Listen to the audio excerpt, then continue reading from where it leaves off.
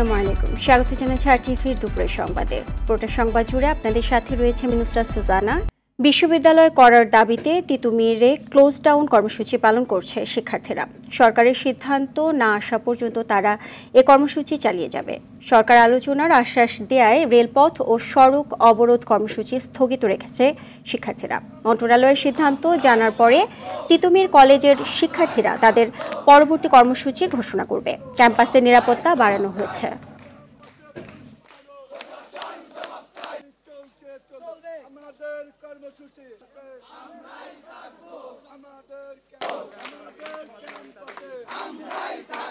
বিগত ৩ মাস থেকে আমরা আন্দোলন সংগ্রাম করে আসতেছি, কিন্তু আজ পর্যন্ত আমাদের কোনো আশানুরূপ ফল পাই নাই। প্রধান উপদেষ্টার সিদ্ধান্তের উপর ভিত্তি করে তার সিদ্ধান্ত জানার ইচ্ছা পোষণ করে আমরা আজকের দিনটা সেটা কিন্তু বিরত রেখেছি।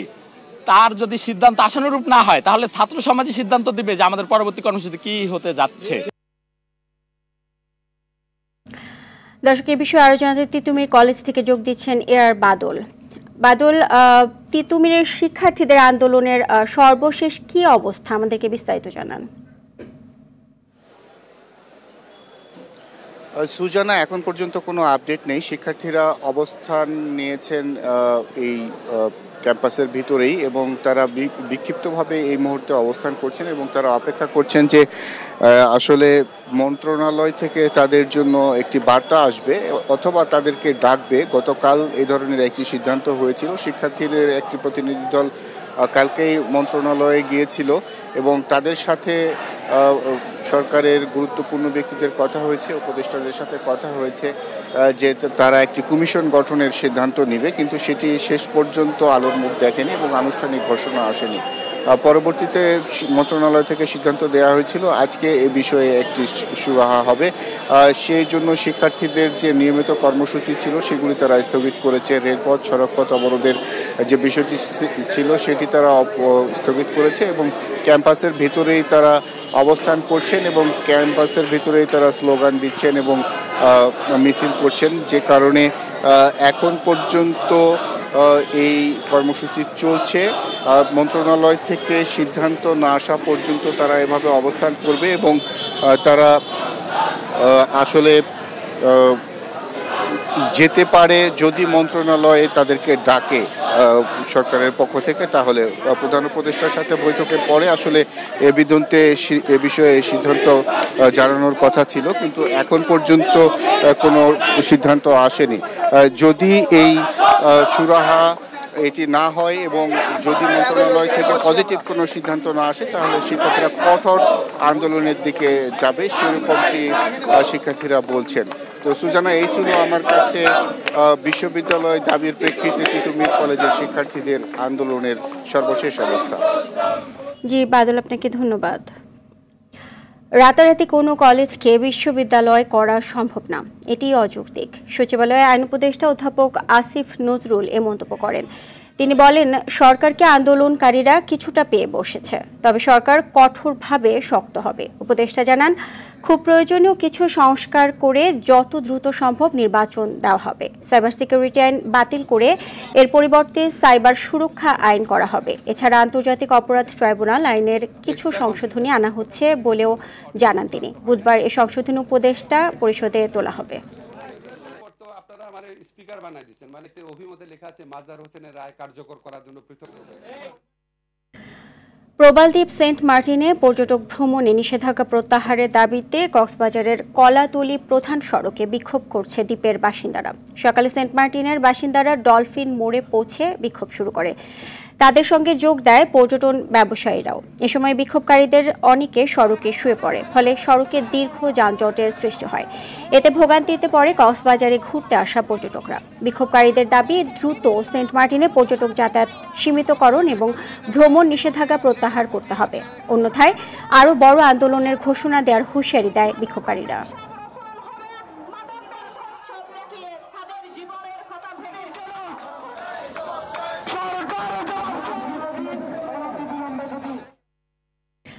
দর্শক, এই বিষয়ে বিস্তারিত জানাতে কক্সবাজার থেকে সরাসরি যুক্ত হচ্ছেন সহকর্মী সাইফুর রহিম শাহিন। শাহিন, ঠিক কি কারণে সড়কে নেমেছে সেন্ট মার্টিনের বাসিন্দারা এবং সেখানে বিক্ষোভের সর্বশেষ কি অবস্থা আমাদেরকে বিস্তারিত জানাবেন? হ্যাঁ সূচনা, আমি এখন রয়েছি কক্সবাজার শহরের প্রবেশদ্বার ডলফিন মোড় প্রধান সড়কে, যেখানে শত শত মানুষ বিক্ষোভ করছে। এখানে সেন্ট মার্টিন দ্বীপ থেকে এসেছে সকালে স্থানীয় বাসিন্দারা, এবং তাদের সাথে যোগ দিয়েছে স্থানীয় যারা পর্যটন সেবী আছে এবং পর্যটন ট্যুর ব্যবসায়ী আছেন তারা এখানে যোগ দিয়েছেন এবং স্থানীয় লোকজন এখানে যোগ দিয়েছেন। আমার ঠিক পেছনে আপনি দেখতে পাচ্ছেন এখানে বিক্ষোভ করছে লোকজন। তারা যে সেন্ট মার্টিনে যে যাতায়াতের যে নিষেধাজ্ঞা, ভ্রমণের নিষেধাজ্ঞা দেওয়া হয়েছে কয়েক মাসের জন্য এবং সীমিতকরণ দেওয়া হয়েছে, এগুলোর প্রতিবাদ জানাচ্ছে তারা এবং দ্রুত এই নিষেধাজ্ঞা, ভ্রমণ নিষেধাজ্ঞা প্রত্যাহারের, পর্যটকদের যে ভ্রমণ নিষেধাজ্ঞা সেটা প্রত্যাহারের দাবি তারা জানাচ্ছে। আজকের মধ্যে তারা দাবি পূরণ না হলে পরবর্তীতে আরো কঠোর আন্দোলনের তারা হুঁশিয়ারি উচ্চারণ করছে। তা আপনি দেখতে পাচ্ছেন এই যে সড়ক ডলফিন মোড় থেকে কলাতলি 3 কিলোমিটার জুড়ে এখন এখানে যানজট লেগে রয়েছে বিক্ষোভের কারণে।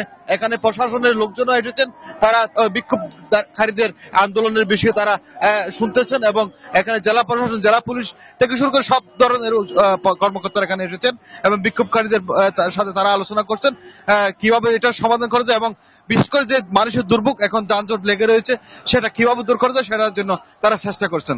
সূচনা, এ হচ্ছে আমার কক্সবাজার ডলফিন মোড় থেকে আমার সর্বশেষ তথ্য। জি শাহিন, আপনাকে ধন্যবাদ। গাজীপুর মহানগরীর জিরানী ও চক্রবর্তী এলাকার 2টি কারখানার শ্রমিকেরা 1 মাসের বকেয়া বেতন সহ বিভিন্ন দাবিতে চন্দ্রা নবীনগর মহাসড়ক অবরোধ করে বিক্ষোভ করেছে। শ্রমিকরা জানান, বেক্সিমকো ইন্ডাস্ট্রিয়াল পার্কে পোশাক ও সিরামিক কারখানায় 41,000 কর্মী রয়েছে। এর মধ্যে পোশাক কারখানার শ্রমিকরা সপ্তাহখানেক ধরেই সড়ক অবরোধ করে বকেয়া বেতন পরিশোধের দাবি জানাচ্ছে। অন্যদিকে জিরানী একটি ফ্যাক্টরির 14 জন স্টাফ ছাঁটাই ও কারখানা খুলে দেওয়ার দাবিতে সকাল থেকে মহাসড়ক অবরোধ করে আন্দোলন করছে শ্রমিকরা। এতে ভোগান্তিতে পড়েছে এ পথের যাত্রী ও চালকেরা। তবে আইনশৃঙ্খলা পরিস্থিতি স্বাভাবিক রাখতে মোতায়েন করা হয়েছে যৌথ বাহিনীর সদস্যদের।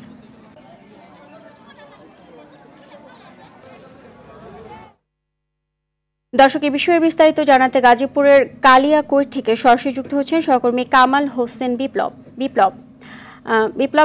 শ্রমিকরা বারবার সড়কে নেমে আসায় ঢাকা টাঙ্গাইল মহাসড়কের পরিস্থিতি এখন কেমন দেখছেন?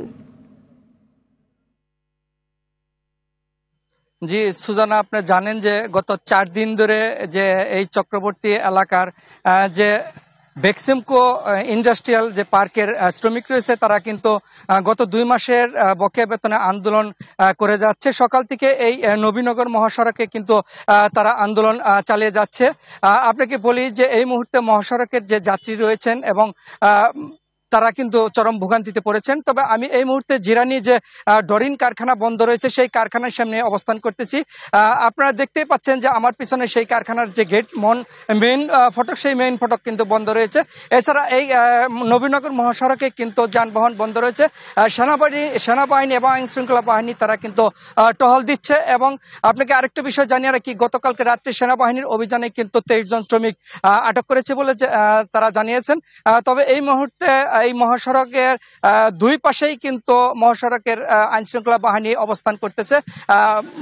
তারা বলতেছে যে কোনো সময় এই দুর্ঘটনা হতে পারে, তার ফলেই এই আইন শৃঙ্খলা বাহিনী এখানে মোতায়েন রয়েছে। জি সুজানা, এই ছিল নবীনগর মহাসড়কের যে শ্রমিক আন্দোলন সেখান থেকে সর্বশেষ খবর। জি, আপনাকে অসংখ্য ধন্যবাদ। মাওলানা সাদকে ছাড়া এবার ইজতেমা হতে দেওয়া হবে না বলে হুঁশিয়ারি দিয়েছেন তার অনুসারীরা। অন্তর্বর্তী সরকারের প্রধান উপদেষ্টা ডক্টর ইউনুসের সঙ্গে দেখা করতে সকালেই কাকরাইল মসজিদ থেকে রাষ্ট্রীয় অতিথি ভবন যমুনার দিকে যান সাদপন্থীরা। পরে একটি প্রতিনিধি দল প্রধান উপদেষ্টা বরাবর স্মারকলিপি দেন। পরে দাবি দেওয়া বিষয়ে শিগগিরই আলোচনার আশ্বাস দেন প্রেস সচিব শফিকুল আলম। বিস্তারিত সুমন তানভীরের প্রতিবেদনে। রাজধানীর কাকরাইল মসজিদ থেকে অন্তর্বর্তী সরকারের প্রধান উপদেষ্টার সঙ্গে দেখা করতে রাষ্ট্রীয় অতিথি ভবন যমুনার দিকে রওনা দেন মাওলানা সাদের অনুসারীরা। তবে রমনা মোড়েই তাদের ব্যারিকেড দিয়ে আটকে দেয় পুলিশ। মুসল্লিদের অভিযোগ, ষড়যন্ত্র ও বৈষম্যমূলকভাবে তাদের মুরব্বিকে আসতে দিচ্ছে না একটি পক্ষ। মাওলানা সাদকে ছাড়া এবার ইজতেমা হতে দেওয়া হবে না বলেও হুঁশিয়ারি দেন অনুসারীরা। আমাদের আমির বাংলাদেশে আসবেন না মাওলানা সাদ, আর আমরা এটা মেনে নিব, এইটা মনে করা ভুল হচ্ছে। এ সময় মাওলানা সাদকে বাংলাদেশে আসার অনুমতি দেওয়ার দাবিতে স্মারকলিপি নিয়ে 10 সদস্যের প্রতিনিধি দল প্রধান উপদেষ্টার সঙ্গে সাক্ষাতের দাবি জানান। এ সময় প্রধান উপদেষ্টার পেজ সচিব স্মারকলিপিটি গ্রহণ করে দ্রুত সময়ের মধ্যে প্রধান উপদেষ্টার সঙ্গে বৈঠকের আশ্বাস দেন। কথা বলছি, ওনাদের কাছ থেকে আমরা স্মারকলিপি চেয়েছি, স্মারকলিপি মাননীয় প্রধান উপদেষ্টার কাছে আমরা দিব। সমাবেশটা খুব দ্রুতই শেষ হবে, হওয়ার পরে এখানে যে ট্রাফিক ব্যবস্থা এটা আবার নরমাল হবে। পরে অবস্থান কর্মসূচি প্রত্যাহার করেন বিক্ষুব্ধরা। অন্তর্বর্তী সরকার কোনো বৈষম্যমূলক আচরণ করবে না বলেও আশাবাদ ব্যক্ত করেন তারা। আমরা ওনাকে যে কোনো সময় আনতে চাই, ওনার উপরে কোনো নিষেধাজ্ঞা থাকবে না। আমরা এই দাবি নিয়ে ওনার কাছে আসছিলাম। আলহামদুলিল্লাহ ফেরেজ সচিব শফিক সাহেব এসে আমাদেরকে রিসিভ করেছেন। উনি আমাদের হাত থেকে লিখিত আকারে আশ্বস্ত করেছেন যে ইনশাআল্লাহ প্রধান উপদেষ্টার কাছে উনি এটি পেশ করবেন এবং আমাদের সমস্যাটাকে সমাধান করার জন্য চেষ্টা করবেন। 31 জানুয়ারি থেকে 2 ফেব্রুয়ারি প্রথম ধাপ এবং 7 থেকে 9 ফেব্রুয়ারি দ্বিতীয় ধাপের বিশ্ব ইজতেমা অনুষ্ঠিত হবে। সুমন তানভীর, RTV, ঢাকা। সাবেক প্রধানমন্ত্রী শেখ হাসিনা ভারত থেকে তার রাজনৈতিক কর্মকাণ্ড চালিয়ে যাচ্ছেন বলে অভিযোগ করেছেন বাংলাদেশের অন্তর্বর্তীকালীন সরকারের প্রধান উপদেষ্টা ডক্টর মোহাম্মদ ইউনূস। তিনি বলেন, বিচারের মুখোমুখি করতে হাসিনাকে ভারত থেকে ফিরিয়ে আনার চেষ্টা করবে বাংলাদেশ। হাসিনাকে ফিরিয়ে না দিলে বাংলাদেশ ও ভারতের মধ্যে খুব একটা সুখের সম্পর্ক তৈরি হবে না বলেও হুঁশিয়ারি দেন প্রধান উপদেষ্টা। ভারতীয় সংবাদ মাধ্যম দ্য হিন্দুকে দেওয়া এক সাক্ষাৎকারে এমন মন্তব্য করেন মোহাম্মদ ইউনূস। এ সময় উগ্রবাদের উত্থান, দেশের সনাতন ধর্মাবলম্বী ও অন্যান্য সংখ্যালঘু সম্প্রদায়ের নিরাপত্তা লঙ্ঘন সংক্রান্ত সকল প্রতিবেদনকে প্রোপাগান্ডা বলে উল্লেখ করেন ডক্টর মোহাম্মদ ইউনূস। নিজেদের স্বার্থে নয়, জাতির স্বার্থে নির্বাচনের কথা বলছে বিএনপি বলে জানিয়েছেন বিএনপি মহাসচিব মির্জা ফখরুল ইসলাম আলমগীর। প্রেস ক্লাবে জাতীয়তাবাদী পেশাজীবী পরিষদ আয়োজিত আলোচনা সভায় তিনি কথা বলেন। এছাড়া রোডম্যাপ ঘোষণা করতে অন্তর্বর্তীকালীন সরকারের প্রতি আহ্বান জানান বিএনপি মহাসচিব। এদিকে জরুরি সংস্কার করে দ্রুত জাতীয় নির্বাচন দেবার দাবি জানালেন বিএনপির স্থায়ী কমিটির সদস্য আব্দুল মঈন খান। রাজধানীর ডিপ্লোমা ইঞ্জিনিয়ার্সে এক অনুষ্ঠানের উদ্বোধনী বক্তব্যে সংস্কার কখনো থেমে থাকে না উল্লেখ করে সংস্কারের অজুহাতে নির্বাচন থামিয়ে রাখার সুযোগ নেই বলে মন্তব্য করেন আব্দুল মঈন খান।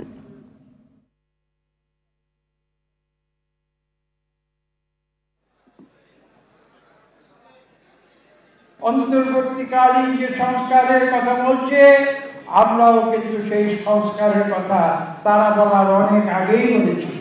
আমরা নির্দিষ্টভাবে বলেছি, আমি বিশ্বাস করি যদি সেই পটভূমিকা আপনারা সত্যিকারভাবে উপলব্ধি করেন, তাহলে এই সংস্কারের আন্দোলনে আপনাদের এগিয়ে যেতে মনে কোনো দ্বিধা থাকবে না। কমনওয়েলথ চায় সুষ্ঠু, নিরপেক্ষ, শান্তিপূর্ণ নির্বাচন, যেখানে অধিকাংশ দলের অংশগ্রহণ থাকবে বলে মন্তব্য করলেন কমনওয়েলথের সহকারী সেক্রেটারি জেনারেল লুইস ফ্রান্সিসি। নির্বাচন ব্যবস্থা সংস্কার কমিশনের সঙ্গে বৈঠক শেষে একথা বলেন তিনি। কমিশন প্রধান বদিউল আলম মজুমদার বললেন, সংস্কার ও নির্বাচন নিয়ে ফলপ্রসূ আলোচনা হয়েছে। কমিশনকে সহযোগিতার আশ্বাস দিয়েছেন তারা। আতিকা রহমানের রিপোর্টে দেখুন এর বিস্তারিত। সহকারী সেক্রেটারি জেনারেল লুইস ফ্রান্সিসির নেতৃত্বে কমনওয়েলথের 5 সদস্যের প্রতিনিধি দল আসেন আগারগাঁও নির্বাচন কমিশনে। 1.5 ঘণ্টা নির্বাচনের বিভিন্ন বিষয় নিয়ে বৈঠক করেন নির্বাচন ব্যবস্থা সংস্কার কমিশনের সঙ্গে। বৈঠক শেষে লুইস ফ্রান্সিসি সাংবাদিকদের বলেন, কমনওয়েলথ প্রত্যাশা করে আগামী নির্বাচনে বেশিরভাগ রাজনৈতিক দল অংশ নেবে এবং একটি অবাধ, সুষ্ঠু ও গ্রহণযোগ্য নির্বাচন হবে। Always yearning and looking for free, fair and transparent elections. সংস্কার কাজ খুব ভালো একটা উদ্যোগ। কমনওয়েলথ চায় বাংলাদেশে অবাধ, সুষ্ঠু ও স্বচ্ছ নির্বাচন। এতে এদেশের জনগণের মতামত প্রতিফলিত হবে। বাংলাদেশের সাথে নির্বাচন নিয়ে কাজ করতে চাই আমরা। সরকার চাইলে আমরা সব ধরনের সহায়তা দিতে আগ্রহী। বদিউল আলম মজুমদার বলেন, সংস্কারের অগ্রগতি ও নির্বাচন নিয়ে গঠনমূলক আলোচনা হয়েছে। ওনারা এখানে এসছেন আমাদেরকে, আমরা যদি চাই সহায়তা করার জন্য, ওনারা কোনো প্রেসক্রিপশন নিয়ে আসেন নাই। ওনারা কোনো আমাদের উপর চাপিয়ে ফ্রিতে দেওয়ার জন্য আসেন নাই। বুধবার সাবেক সিইসি বিচারপতি আব্দুর রউফের সঙ্গে এবং আগামী সপ্তাহে শিক্ষার্থী প্রতিনিধিদের সঙ্গে মতবিনিময় করবে সংস্কার কমিশন। আতিকা রহমান, আরটিভি, ঢাকা। বিদ্যুৎ নিয়ে ভারতের আদানি গ্রুপের সাথে সকল চুক্তি পুনর্বিবেচনা করার জন্য অনুসন্ধান কমিটি গঠনের নির্দেশ দিয়েছেন হাইকোর্ট। মঙ্গলবার বিচারপতি ফারাহ মাহবুব ও বিচারপতি দেবাশিস রায় চৌধুরীর হাইকোর্ট বেঞ্চে আদেশ দেন। পাশাপাশি মন্ত্রিপরিষদ সচিবকে 1 মাসের মধ্যে কমিটি গঠন করে 2 মাসের মধ্যে প্রতিবেদন দাখিলের নির্দেশ দিয়েছেন আদালত। রিটকারী আইনজীবী বলেন, আদানির বিদ্যুৎ চুক্তিতে বাংলাদেশের কোনো স্বার্থ রক্ষা হয়নি। আমরা একটা রিট পিটিশন দায়ের করি, সেইখানে আমরা আদানি গ্রুপের সাথে অন্যায্য এবং অসম চুক্তিটা ন্যায্যতা এবং সমতার ভিত্তিতে বাংলাদেশের স্বার্থ রক্ষা করে যেন পুনর্বিবেচনা করা হয়, না হলে যেন বাতিল করা হয়, এই মর্মে নির্দেশনা চেয়েছিলাম। আজকে মহামান্য হাইকোর্ট বিভাগ আমাদেরকে শুনেছেন, রাষ্ট্রপক্ষকেও শুনেছেন, শুনে একটা রুল ইস্যু করেছেন যে অসম এবং অন্যায্য বাংলাদেশের স্বার্থের পরিপন্থী এই চুক্তিটা বাতিল করার জন্য কেন নির্দেশনা প্রদান করা হবে না, এই মর্মে রুল ইস্যু করেছেন। সাথে সাথে 3টা অন্তর্বর্তীকালীন আদেশ দিয়েছেন। ব্যাংকিং খাতের বর্তমান পরিস্থিতিতে কিছু ব্যাংক ভালো অবস্থায় ফিরে আসছে, তবে দুর্বল ব্যাংক সহ খুঁড়িয়ে চলা ব্যাংকগুলো বন্ধ করা হবে না বলে জানিয়েছেন অর্থ উপদেষ্টা ডক্টর সালেহ উদ্দিন আহমেদ। মঙ্গলবার অর্থ মন্ত্রণালয়ে সমসাময়িক বিভিন্ন বিষয় নিয়ে আয়োজিত এক সংবাদ সম্মেলনে তিনি একথা বলেন। উপদেষ্টা জানান, ব্যাংকগুলো সঠিকভাবে মেনে না চলা ও কেন্দ্রীয় ব্যাংক সঠিকভাবে দায়িত্ব পালন না করার জন্য বর্তমান পরিস্থিতি তৈরি হয়েছে। তিনি বলেন, ইসলামী ব্যাংক ঘুরে দাঁড়াচ্ছে। এছাড়া বাজেটের ব্যয় কমানোর উদ্যোগ নেওয়া হয়েছে। অহেতুক বিদেশ ভ্রমণ বন্ধ করতে হবে। যেসব প্রজেক্ট দীর্ঘদিন ধরে চলছে বা অপ্রয়োজনে নেওয়া হয়েছে, এসব প্রকল্পের বিষয়েও সিদ্ধান্ত নেওয়া হবে বলে জানান উপদেষ্টা। ছাত্র জনতার আন্দোলনে রাজধানীর নিউ মার্কেট এলাকার ব্যবসায়ী আব্দুল ওয়াদুদ হত্যা মামলায় অ্যাডভোকেট কামরুল ইসলামের 8 দিনের রিমান্ড মঞ্জুর করেছেন আদালত। মঙ্গলবার সকালে সুষ্ঠু তদন্তের স্বার্থে তার 10 দিনের রিমান্ডের আবেদন করেন মামলার তদন্তকারী কর্মকর্তা। অপরদিকে রিমান্ড বাতিল করে জামিনের আবেদন করেন আসামি পক্ষের আইনজীবীরা। শুনানি শেষে ঢাকার মেট্রোপলিটন ম্যাজিস্ট্রেট 8 দিনের রিমান্ড মঞ্জুর করেন। সোমবার রাজধানীর উত্তরা থেকে কামরুল ইসলামকে গ্রেপ্তার করে ঢাকা মহানগর গোয়েন্দা পুলিশ।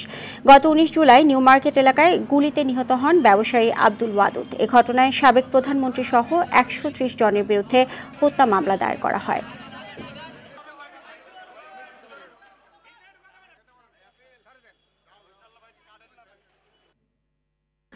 টাঙ্গাইলে সড়ক দুর্ঘটনায় 4 জন নিহত হয়েছে। ভোরে টাঙ্গাইল জামালপুর সড়কের উপজেলার মালাউড়ি এলাকায় বাস ও পিকআপ ভ্যানের মুখোমুখি সংঘর্ষ হয়।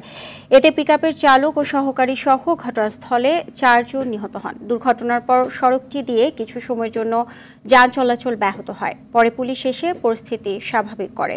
মধুপুর থানার ডিউটি অফিসার মোহাম্মদ মঞ্জুরুল হক জানান, ভোরে মালাউড়ি এলাকায় বাসের সঙ্গে একটি পিকআপের মুখোমুখি সংঘর্ষ হয়। নিহত 4 জনের মরদেহ উদ্ধার করে থানায় রাখা হয়েছে। তাদের পরিচয় জানা যায়নি।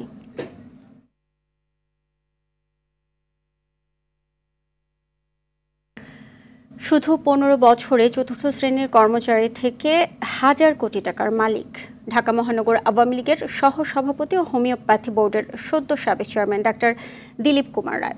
রয়েছে নিয়োগ, বদলি, বাণিজ্য, প্রতারণা সহ নানা অভিযোগ। হোমিওপ্যাথির অনিয়ম নিয়ে রফিকুল ইসলামের ধারাবাহিক রিপোর্ট। আজ দেখুন শেষ পর্ব।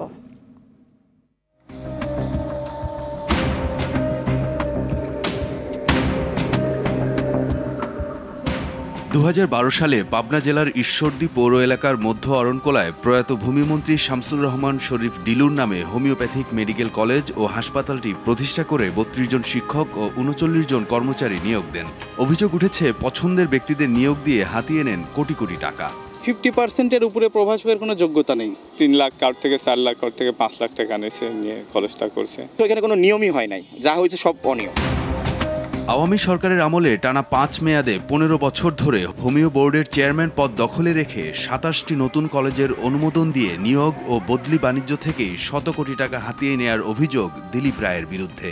সর্বনিম্ন যার কাছ থেকে নিয়েছে 2 লক্ষ টাকা, 3 লক্ষ টাকা 5 লক্ষ টাকা, মানে যার কাছে যতটুকু নিতে পারছে সম্ভব, টাকা ছাড়া কেউ প্রমোশন নিতে পারে নাই। আজকে এই দুর্নীতি পাহাড় গড়েছে। 80-র দশকে বাংলাদেশ হোমিওপ্যাথি মেডিকেল কলেজে 4র্থ শ্রেণীর কর্মচারী ছিলেন ডক্টর দিলীপ। 3 বছরের ডিপ্লোমা করেই হয়ে যান ডাক্তার। 2009 সালে আওয়ামী রাজনীতির ছোঁয়ায় বোর্ড চেয়ারম্যান হওয়ার পরই মূলত শূন্য থেকে ফুলে ফেপে বাড়তে থাকে দিলীপ কুমারের সম্পদ। কোটি টাকা মূল্যের একাধিক ফ্ল্যাট কেনেন রাজধানীর সেগুনবাগিচা ও শান্তিনগরে। রাজনীতির জাদুর ছোঁয়ায় জুয়েলারি প্রতিষ্ঠান মালিকদের সংগঠন বাজুসের সভাপতিও হন দিলীপ রায়। বায়তুল মোকাররমে প্রায় কোটি টাকা মূল্যের 2টি দোকান কিনে প্রতিষ্ঠা করেন ব্যয়বহুল ব্যবসা গ্রামীণ জুয়েলার্স। ক্ষমতার অপব্যবহার করে ডায়মন্ড হাউস নামের একটি প্রতিষ্ঠানের নাম ব্যবহার করে বায়তুল মোকাররম ও বসুন্ধরা মার্কেটে গড়ে তোলেন ডায়মন্ডের 2টি শোরুম। ফোন করলে তখন সে বলতেছে যে এটা আমরা নিয়ে ফেলেছি, এখন এটা চেঞ্জ করতে পারবো না। এটা দখলদারিত্ব, একটা মনোভাব, এই ধরনের আর কি তার বক্তব্য ওই সময় ছিল। ডক্টর দিলীপ রায়ের বিরুদ্ধে জাল জালিয়াতি, ক্ষমতার অপব্যবহারের মাধ্যমে অর্থ আত্মসাৎ, নামে বেনামে কোটি কোটি টাকার সম্পদ অর্জন এবং ভারত ও কানাডায় অর্থ পাচারে দুদকে অভিযোগ দায়ের হলেও ক্ষমতার অপব্যবহার করে বারবার পার পেয়ে গেছেন তিনি। এসব অভিযোগের বিষয়ে জানতে চাইলে ডক্টর দিলীপ রায়কে পাওয়া যায়নি, এমনকি টেলিফোনেও তার সঙ্গে যোগাযোগ করা সম্ভব হয়নি। রফিকুল ইসলাম, RTV, ঢাকা। শীতের আমেজ শুরু হয়েছে চুয়াডাঙ্গায়। ভোরে কুয়াশায় ঢাকা থাকছে চারপাশ, তবে বেলা বাড়ার সঙ্গে সঙ্গে সূর্যের দেখা মিলছে এ জেলায়। বিকেলের পর আবারও কমে যাচ্ছে তাপমাত্রা, এতে ভোগান্তিতে খেটে খাওয়া ছিন্নমূল মানুষ। ঠান্ডায় সময় মতো কাজে যেতে পারছেন না তারা। সবচেয়ে বেশি দুর্ভোগের নদীর তীরবর্তী বাসিন্দারা। ভোরে চুয়াডাঙ্গার সর্বনিম্ন তাপমাত্রা রেকর্ড করা হয়েছে 15.8 ডিগ্রি সেলসিয়াস। দিনাজপুরের হিলিতে সকালে 16.8 ডিগ্রি সেলসিয়াস তাপমাত্রা রেকর্ড করা হয়েছে। ভোরে ঘন কুয়াশায় চারপাশ ঢেকে থাকছে। জানাবো ন্যাশনাল লাইফ ইন্স্যুরেন্স আন্তর্জাতিক সংবাদ। এবার যুক্তরাষ্ট্র থেকে অবৈধ অভিবাসীদের তাড়াতে দেশের সামরিক বাহিনীকে ব্যবহার করার কথা বলেছেন নবনির্বাচিত প্রেসিডেন্ট ডোনাল্ড ট্রাম্প। ক্ষমতায় বসার পর দেশ থেকে অবৈধ অভিবাসীদের বিতাড়িত করার পরিকল্পনা আগেই জানান ট্রাম্প। সোমবার সীমান্ত নিরাপত্তা নিয়ে জাতীয় জরুরি পরিস্থিতি জারি করার কথা জানান তিনি। আগামী 20 জানুয়ারি শপথ নিয়ে হোয়াইট হাউসে ক্ষমতায় বসবেন ট্রাম্প। বর্তমানে যুক্তরাষ্ট্রে অবৈধভাবে বসবাস করছেন 1,10,00,000 মানুষ। পরিকল্পনা অনুযায়ী ট্রাম্প যদি অবৈধ অভিবাসীদের তাড়ানো শুরু করেন, তাহলে তা সরাসরি প্রায় 2 কোটি পরিবারের উপর প্রভাব ফেলবে বলে আশঙ্কা করা হচ্ছে।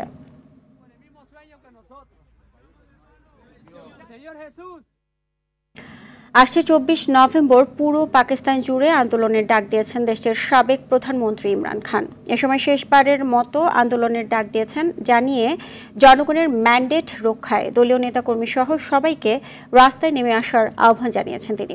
খানের অভিযোগ, শেহবাজ শরীফের নেতৃত্বাধীন বর্তমান সরকার জনগণের ম্যান্ডেট চুরি করেছে, নির্বিচারে গ্রেপ্তার করছে সাধারণ মানুষকে।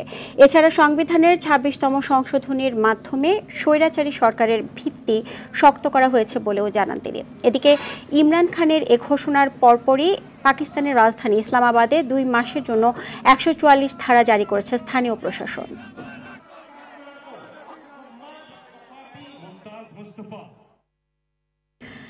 জাতিগত দাঙ্গায় বিপর্যস্ত ভারতের মণিপুর অঙ্গরাজ্যের পরিস্থিতি নিয়ন্ত্রণে 5,000-এরও বেশি আধা সামরিক সেনা পাঠানোর সিদ্ধান্ত নিয়েছে নয়াদিল্লি। সোমবার স্বরাষ্ট্রমন্ত্রী অমিত শাহের সভাপতিত্বে মন্ত্রণালয়ের এক উচ্চ পর্যায়ের বৈঠকে এই সিদ্ধান্ত গৃহীত হয়। 2023 সালের মে মাসে মণিপুরের সংখ্যাগুরু ও হিন্দু ধর্মাবলম্বী জাতিগোষ্ঠী মেইতেইকে তফসিলি জাতির মর্যাদা দেয় মণিপুর হাইকোর্ট। উচ্চ আদালতের এই সিদ্ধান্তের প্রতিবাদে আন্দোলনে নামে খ্রিস্টান ধর্মাবলম্বী কুকি জাতিগোষ্ঠীর লোকজন। গত শনিবার রাজ্যের জিরিবাম এলাকায় কুকি সম্প্রদায়ের 3 নারী ও 3 শিশু নিহতের ঘটনা ফের উস্কে দিয়েছে দাঙ্গা। গত 2 দিনে রাজ্য জুড়ে মেইতেইদের উপর হামলা শুরু করেছে কুকি জাতিগোষ্ঠীর সশস্ত্র যোদ্ধারা। পুলিশ এবং আধা সামরিক বাহিনীর সদস্যদের গুলিতে ইতোমধ্যে 10 জন কুকি যোদ্ধাও নিহত হয়েছেন। খেলার খবর। কিংবদন্তি ফুটবলার জাকারিয়া পিন্টুকে শেষবারের মতো সম্মান জানালো তার প্রিয় ক্লাব মোহামেডান। সকাল 10টায় তৃতীয় নামাজে জানাজা শেষে সেখানে গার্ড অব অনার প্রদান করা হয়। এরপর বাফুফেতে 11:30টায় হয় চতুর্থ জানাজা। যেখানে ক্রীড়াঙ্গনের মানুষজন তাকে শেষ শ্রদ্ধা জানাতে উপস্থিত হয়। জাতীয় প্রেস ক্লাবের ৫ম জানাজা নামাজ অনুষ্ঠিত হয়। বিকেলে মিরপুর বুদ্ধিজীবী কবরস্থানে দাফন করা হবে স্বাধীন বাংলা ফুটবল দলের অধিনায়ক জাকারিয়া পিন্টুকে। গেল সোমবার দুপুরে হৃদরোগে আক্রান্ত হয়ে মারা যান স্বাধীনতা পুরস্কার প্রাপ্ত বাংলাদেশ ফুটবলের প্রথম এই অধিনায়ক। এরপর ধানমন্ডির তাকওয়া মসজিদে প্রথম ও তেজগাঁও কলেজ ছাত্রাবাস মসজিদে অনুষ্ঠিত হয় তার দ্বিতীয় জানাজা। বছরের শেষবারের মতো আলাদা ম্যাচ মাঠে নামবে আর্জেন্টিনা ও ব্রাজিল। জয়ে ফেরার মিশন নিয়ে বিশ্বকাপ বাছাইয়ের ম্যাচে ঘরের মাঠ লা বোম্বোনেরাতে পেরুকে আতিথ্য দেবে আর্জেন্টিনা। বুধবার ভোর ৬টায় মাঠে নামবে আলবিসেলেস্তারা। আর এরিনা ফন্তে নোভায় 5 বারের বিশ্ব চ্যাম্পিয়ন ব্রাজিলের প্রতিপক্ষ লাতিন অঞ্চলের শক্তিশালী দল উরুগুয়ে। বুধবার সকাল 7:45টায় শুরু হবে ম্যাচটি। নাজমুস সাকিবের রিপোর্টে দেখুন বিস্তারিত। একাধিক ইনজুরি নিয়ে প্যারাগুয়ের বিপক্ষে বিশ্বকাপ বাছাইয়ের ম্যাচে নেমে 2-1 গোলে হার নিয়ে মাঠ ছাড়ে স্কালোনির বাহিনী। তাই পেরুর বিপক্ষে তাদের অভিযানটি জয়ে ফেরার। তবে গুরুত্বপূর্ণ ম্যাচের আগে জোড়া ইনজুরির কবলে আলবিসেলেস্তারা। ডান পায়ের সমস্যায় ভুগতে থাকা টটেনহ্যাম ডিফেন্ডার রোমেরো ও পেশির সমস্যায় ভুগতে থাকা ডিফেন্ডার মলিনাকে পাচ্ছে না আর্জেন্টিনা। এই পরিস্থিতিতে দলে ডাক পেয়েছেন অভিষেকের অপেক্ষায় থাকা অ্যাটলেটিকোর 21 বছর বয়সী ফরওয়ার্ড গিলানো সিমিওনে। চোটের বাধা টপকাতে কৌশলে তাই তীক্ষ্ণ নজর স্কালোনির। এদিকে শক্তিশালী উরুগুয়ের বিপক্ষে বিশ্বকাপ বাছাইয়ের ম্যাচ দিয়ে বছর শেষ করবে ব্রাজিল। শেষ ম্যাচের আগে দলে 2 পরিবর্তন এনেছেন কোচ দোরিভাল জুনিয়র। ইনজুরিতে থাকা ডিফেন্ডার গুলহার্মে আরানার জায়গায় নেওয়া হয়েছে অ্যালেক্স তেলেসকে। আর নিষেধাজ্ঞার শঙ্কায় থাকা ভ্যান্ডারসনের বদলে ডাক পেয়েছেন ফিওরেন্তিনার তারকা ডোডো। পরিবর্তিত দল নিয়ে জয়ের স্বপ্ন দেখছে সেলেসাও বাহিনী। নাজমুস সাকিব, RTV। দুপুরের সংবাদে পর্যন্তই। জেলার সংবাদ বিকেল 5:45টায় দেখার আমন্ত্রণ রইল। এতক্ষণ সাথে থাকার জন্য ধন্যবাদ সবাইকে।